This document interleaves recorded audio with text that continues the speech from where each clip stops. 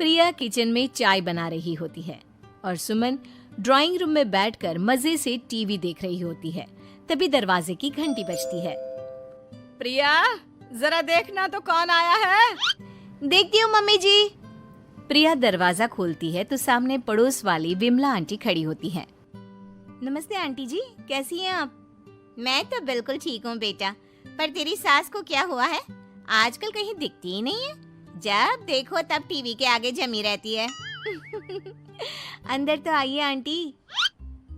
अरे ओ दीपक की अम्मा, कहाँ हो? अरे बिमला, आओ आओ, क्या बात है, बड़े दिन बाद याद आई तुम्हें मेरी। मैं तो हमेशा ही तुम्हें याद करती हूँ, पर तुम ही गायब रहती हो और आजकल तो बाहर भी नहीं आती जाती। तबीयत तो ठीक है ना तुम्हारी?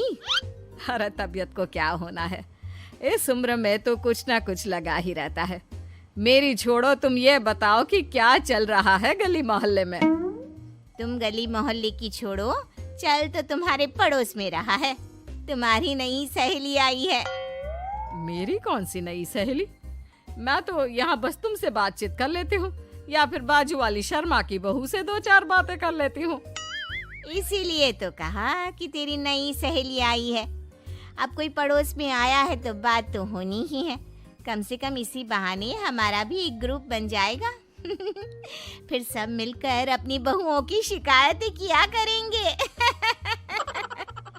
दोनों हंसने लगते हैं। तभी प्रिया चाय लेकर आती है और सामने टेबल पर रख देती है। दोनों चाय पीती हैं और बातें करते हैं। चलो मैं चलती हूँ, अब कल मिलते हैं। राम राम। अगले दिन प्रिया किचन में कुछ काम कर रही होती है और सुमन आराम से सोफे पर बैठकर मटर छिल रही होती है। तभी डोरबेल बजती है। प्रिया दरवाजा खोलती है तो सामने उनकी नई पड़ोसन खड़ी होती है। जी, आप कौन? मैंने पहचाना नहीं। नमस्ते बेटा, मैं शारदा, आपके बगल वाले घर में अभी 2-4 दिन पहले ही शिफ्ट हुए हैं। ओह अच्छा। नमस्ते आंटी, अंदर आइए ना आप। देखिए तो मम्मी जी, आज कौन आया है। इतना कहकर प्रिया किचन में चाय बनाने चली जाती है। नई पड़ोसन को घर पे देखकर सुमन थोड़ा हैरान हो जाती है। नमस्ते बहन जी, मैं शारदा, आपकी नई पड़ोसन। अच्छा, आप हैं हमारी नई पड़ोसन। आइए आइए, और बताइए कैसी हैं आप? जी बिल्कुल ठीक हूँ।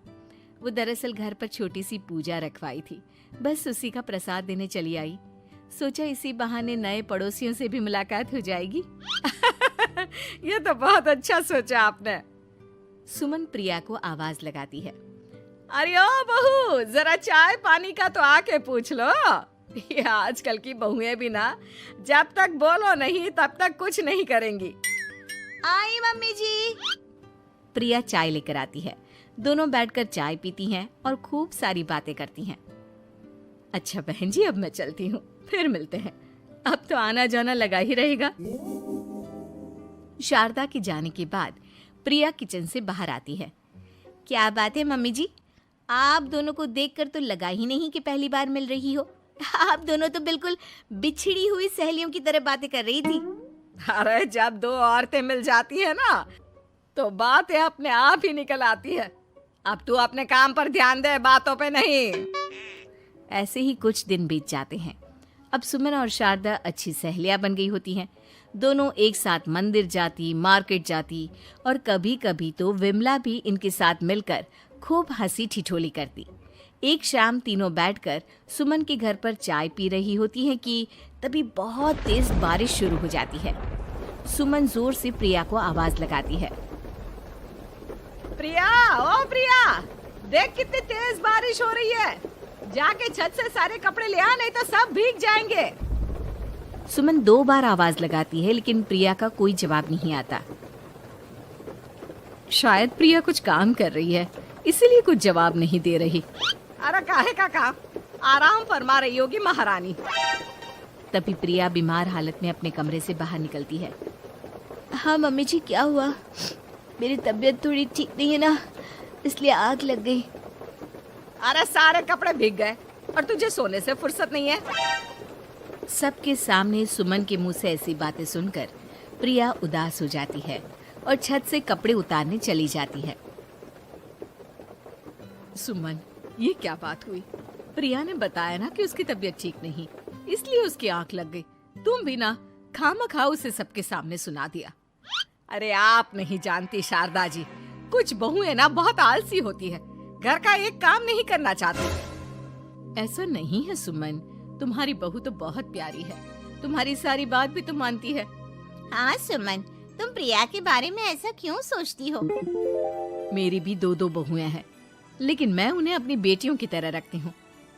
आखिर वो भी तो किसी की बेटियां ही है ना। और अगर तुम ऐसा ही व्यवहार करोगी तो एक दिन प्रिया भी तुम्हारे साथ ऐसा ही बर्ताव करेगी। शारदा और विमला की बातें सुनकर सुमन की तो बोलती बंद हो जाती है। वहीं प्रिया भी बाहर से सारी बातें सुन रही होती है। अरे मैं कोई उसकी दुश्मन थोड़ी ना हूँ, मैं भी उसकी माँ हूँ, लेकिन कभी कभी सास बनना पड़ता है, नहीं तो बहुएं हाथ से निकल जाती है। देखो सुमन, ये सब सोच का फर्क है।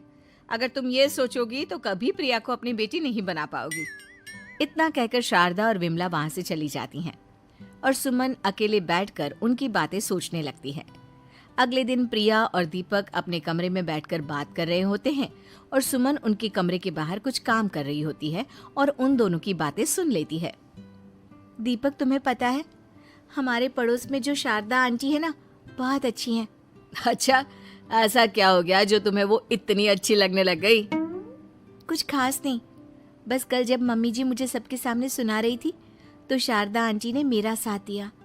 मैं तो सच में हैरान ही रह गई थी जब उन्होंने मम्मी जी को मुझसे ऐसा बर्ताव करने के लिए मना किया।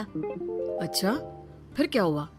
होना क्या था, शारदा आंटी तो मम्मी जी को समझा ही रही थी कि बहू को भी बेटी की तरह ही रखना चाहिए, लेकिन मम्मी जी तो मम्मी जी है ना, उन्हें तो मुझ में हमेशा कमी ही दिखती है।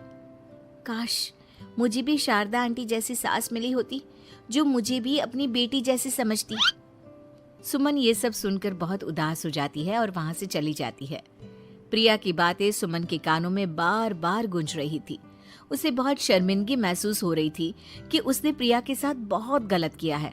अगले दिन सुमन शारदा और विमला को बुलाती है। क्या बात है सुमन, आज तूने ऐसे अचानक क्यों बुलाया? सब ठीक तो है ना? हाँ हाँ, सब ठीक है, तुम दोनों बैठो तो सही। तब तक दीपक और उसके पापा भी आ जाते हैं। प्रिया, तुम भी आ जाओ। क्या हुआ मम्मी जी, आपने बुलाया? हाँ प्रिया बेटा, मैं आज सबके सामने तुमसे माफी मांगना चाहती हूँ।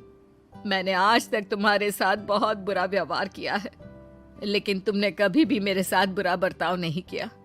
मुझे अपनी गलती का एहसास हो गया है, हो सके तो मुझे माफ कर देना। प्रिया अपनी सास की बातें सुनकर हैरान हो जाती है। उसकी आंखों में आंसू आ जाते हैं। प्लीज मम्मी जी, आप मुझसे माफी मत मांगिए, मैं भी आपकी बेटी ही हूँ। वैसे एक थैंक यू तो मेरी नई सहेली को भी बनता है, जिसकी वजह से मुझे मेरी गलती का एहसास हुआ। शारदा बहन, आपका बहुत बहुत शुक्रिया जो आपने मेरी आंखें खोल दी। अरे क्या सुमन, तुम भी ना। तो फिर इसी बात पर चाय और पकोड़े हो जाए। हाँ हाँ, क्यों नहीं।